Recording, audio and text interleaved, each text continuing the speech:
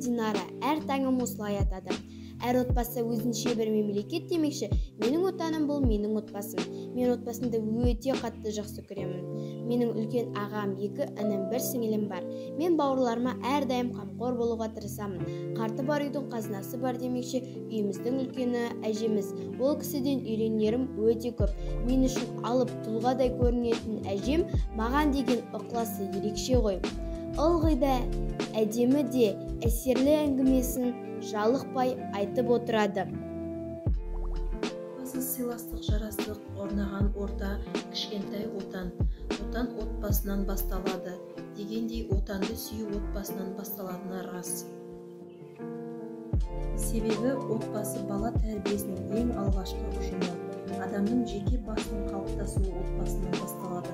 Оның ер жетіп өсуі бойындағы алғашқы адамгершілік белгілер отбасында қалыптасады. Сондықтан да туған үйдің жылуы оның көкірегінде көп жылдар бойы сақталып, мәңгі есінде жүреді.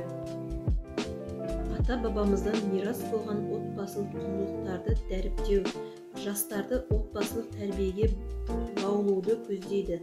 Халқымыздың сан ғасырлық отбасылық дәстүрлі қалыптасқан. Жастар сол жолды мұрат тұтса, еліміздің келешегі жарқын болады.